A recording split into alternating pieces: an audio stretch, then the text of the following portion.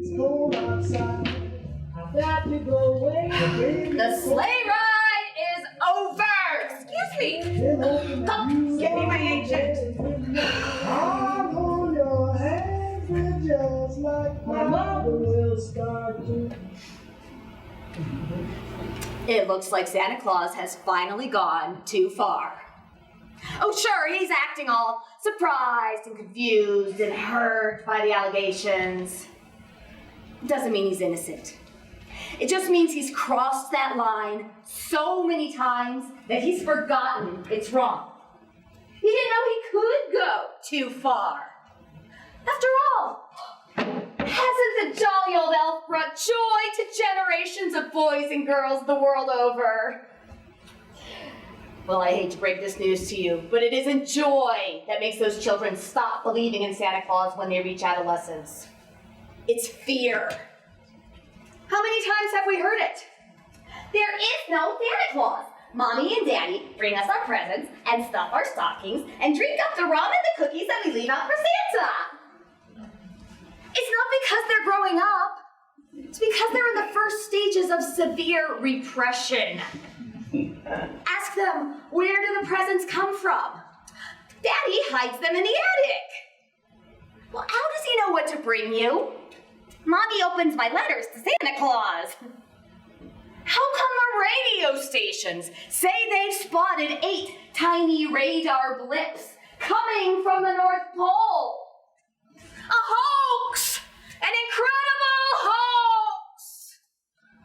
Any psychiatrist will tell you that sort of irrational denial only comes in the face of a reality too horrible to even think about. The reality that a jolly fat pervert is coming to town. It's better to believe your own mother is committing a federal crime than to believe in a grotesque, libidinous troll of a man who knows when you are sleeping, knows when you're awake, knows how to get into your house, into your room, and knows that no matter what he does to you, you won't tell. Because no one in the world will believe you if it's your word against his. Molested by the man who brought you that nice doll you always wanted. I don't think so. You better watch out. They'll think you're a bad little girl. Next year you'll get coal in your stocking. So they don't say anything.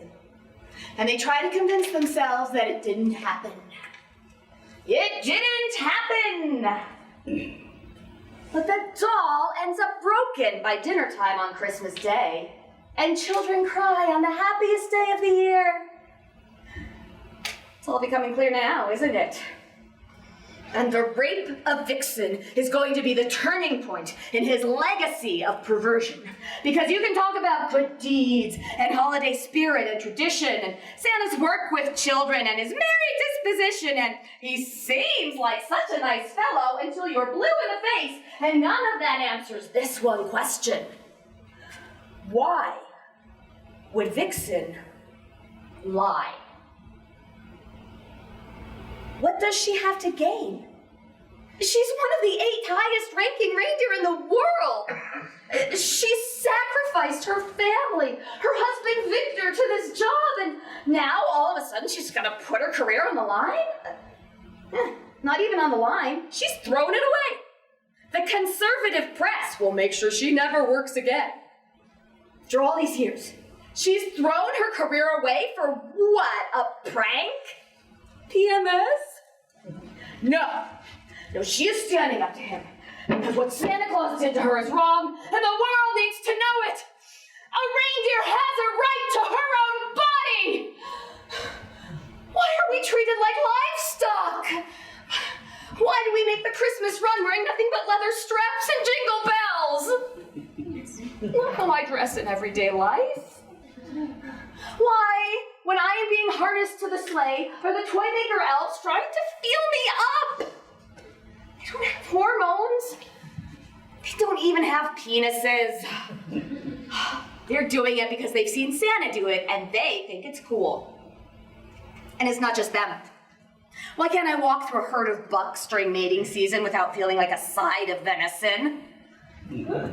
Why do some people send me fan mail that is so obscene it should just say Dear Blitzen's vagina at the top? Because they're not talking to me. Why? Santa Claus has to be punished because that will tell the world that when a doe says no, it means no. And when she says wait, it means no. And when she says nothing at all, it means no. And when she says yes, it means... Well, this year she's saying no. No to Santa Claus. No to Christmas. No to pretending like nothing happened. This year, if Santa is sitting in that sleigh full of toys, then it is not going up. I will not fly. Cupid will not fly. Vixen will not fly.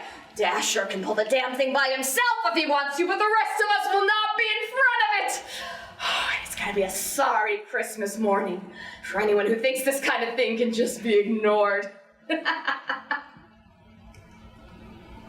Yes, I'm angry.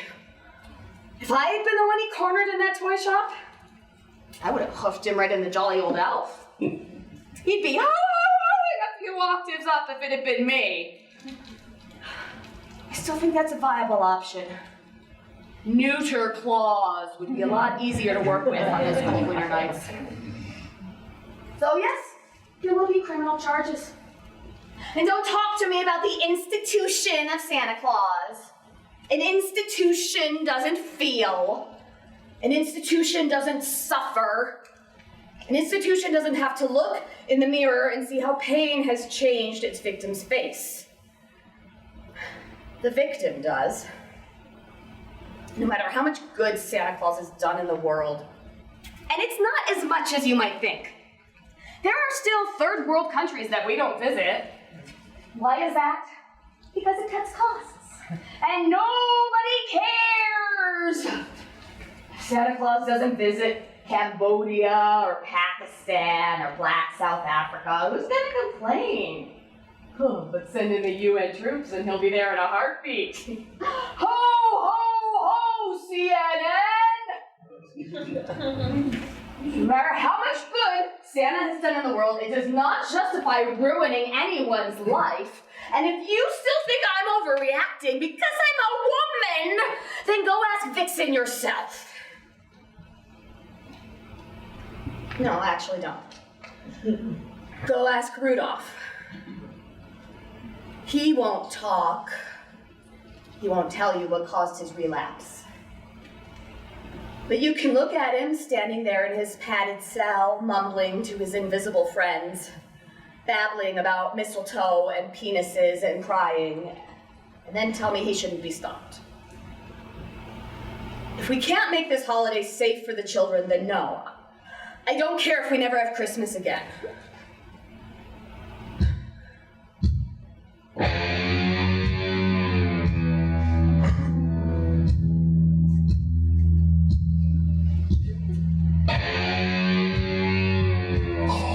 am Santa Claus.